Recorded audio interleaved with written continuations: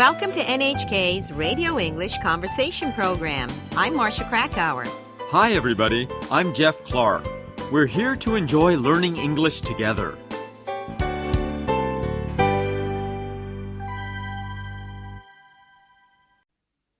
Parkinson's Unity Walk.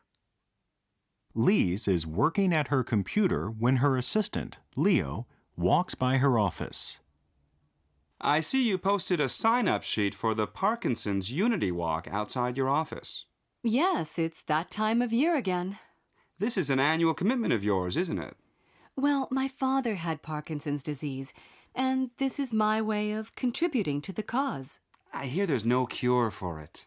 No, some medications mask the symptoms, but even those lose their effectiveness. Haven't there been an awful lot of high-profile cases lately? Yeah, like the Attorney General. It helps public awareness, that's for sure. And it generates more interest in research. Parkinson's research is currently one of the hottest areas in neuroscience. Considering how many people suffer, that's good to hear. And the Unity Walk is really good for morale. It's an uplifting event. This year, I'm not just donating money, I'm volunteering my legs, too. Great! You're going to join us on the Unity Walk? You bet. It's about time I got more involved in important causes. Good for you. It'll mean much more than merely writing a check. Will the walk be very taxing? More like a stroll. It's a 2-mile loop around Central Park, beginning and ending at the bandshell.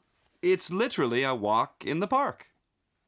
The following week at the Unity Walk, Leo searches for Lise in the crowd at the bandshell.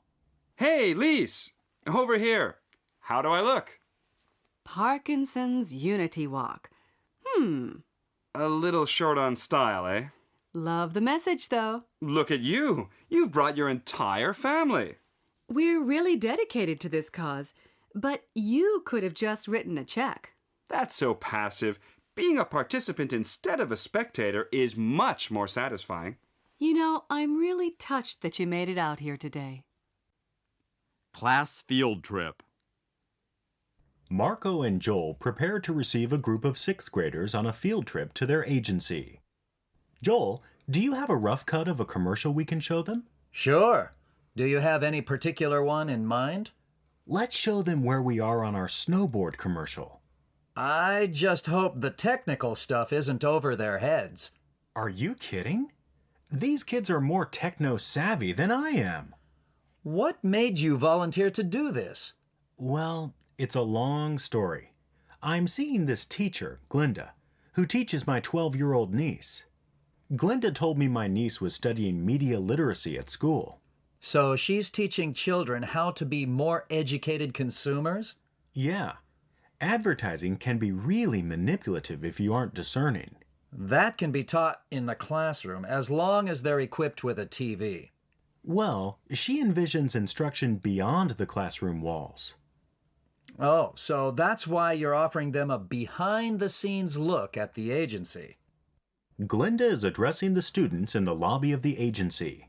Okay, class. Remember your manners. Are we going to watch them shoot a TV commercial? Save your questions till we meet the experts. My Uncle Marco's an art director here. And that's who was nice enough to invite us to visit his office. Inside the agency. Welcome. It's a pleasure to see so many fresh, eager faces. I'm Marco, and this is Joel. He's our producer. Today, we're going to show you a rough cut. Anyone know what that means? A TV commercial that's only partly finished? Good guess. Our director's already filmed the action. And our editor has put it all together. Editing is sometimes called cutting. So that's why it's called a rough cut. After the class sees the rough cut. Bear in mind, the special effects make snowboarding look deceptively easy. Don't you need to warn the viewers about that? I'd include a warning that says, "Don't try this at home." Maybe you guys could team up with us in the future. Community Halloween Parade. Charles walks into his living room and sees his wife, Kelly, sitting helplessly in the middle of unfinished Halloween decorations. Kelly, it looks like a bad horror flick in here. What's going on? I never should have volunteered to organize this community Halloween parade. Why not? You're the most competent person I know. I hate to admit it, but I'm out of my league. These decorations are so amateurish. I can't believe you're letting a little kiddie parade get to you like this. This is an artistic community. The expectations are high. This parade is such a big tradition. The neighborhood really does go all out. Everyone outdid themselves last year. Remember some of the Halloween costumes? Yeah, I love the way entire families dress up, even their dogs. Especially last year's Halloween is a hard act to follow. You won't disappoint anyone. Besides, most people make their own fun. Yeah, but a few well-placed spooky decorations couldn't hurt. At the park, Kelly addresses her group of volunteers.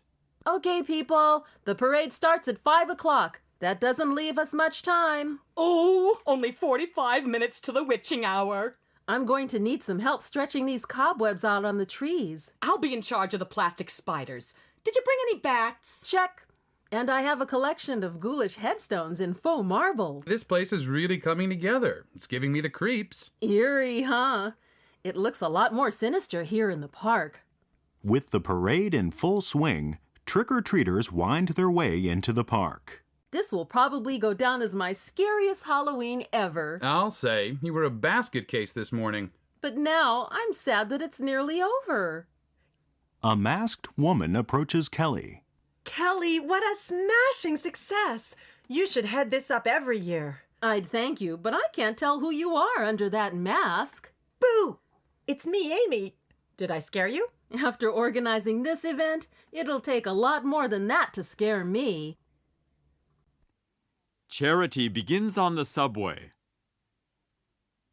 Marco and Amy are riding back from a client meeting on the subway. Quick!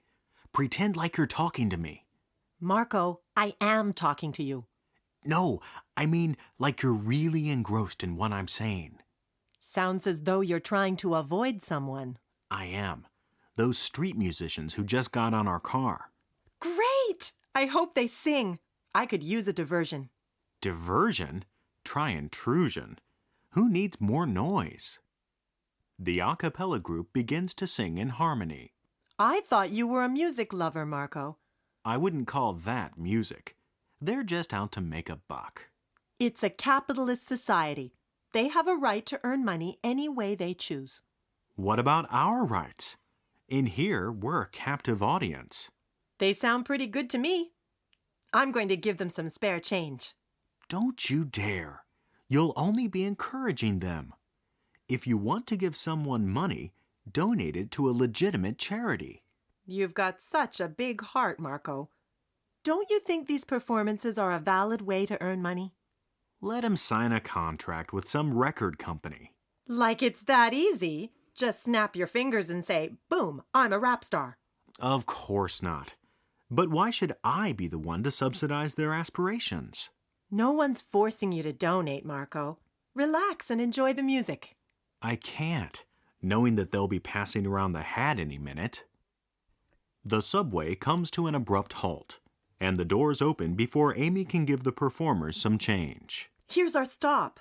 Well, you lucked out. What a shame. You're just dripping with sarcasm today.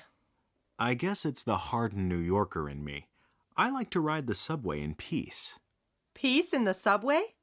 That'll never happen in New York. You know what I mean. I want to be left alone when I take the subway. You can't escape the artists, Marco. We wouldn't be the world's capital of entertainment if it weren't for them. Well, Jeff, we certainly saw a lot of donating and volunteering right after the tragic events in New York, didn't we? Yes, we did. As a matter of fact, a friend of mine who is a professional psychologist and counselor went and donated her time and talents to the people who were in some way affected by that terrible event. Mm-hmm. And what happened? Well, she went to the organization or the city, and they told her, sorry, but we have so many volunteers of counseling services that we don't need anybody else. In fact, we can't give work to all the volunteers who have come to us. That is amazing. It's amazing, and I feel proud because, the spirit of volunteerism, of giving, is so alive even in New York. Mm-hmm. When we look at how society works, we see the bureaucracy on one end and the commercial enterprises on the other end. Yes. The corporations making decisions for us and running the society.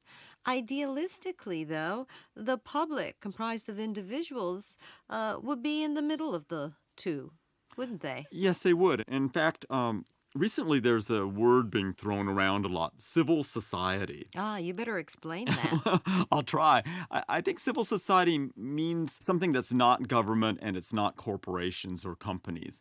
It's individuals coming together, volunteering to participate in some group. For example, Boy Scouts, church groups, it could be local business organizations, NGOs, all kinds of groups that basically are non-hierarchical in their essence. It's people who choose to come together. They're not necessarily getting paid for doing this.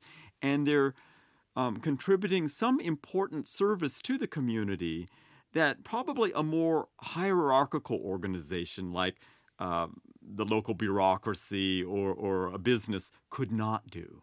It would probably take much more time to do and make changes. That's right. And what's important is that individuals are coming together and doing it. They want to do it. And that's the essence of volunteerism. Mm-hmm.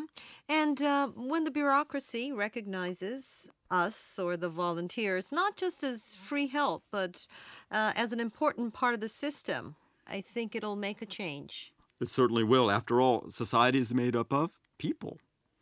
And on that note, let's go on to after work and after school activities.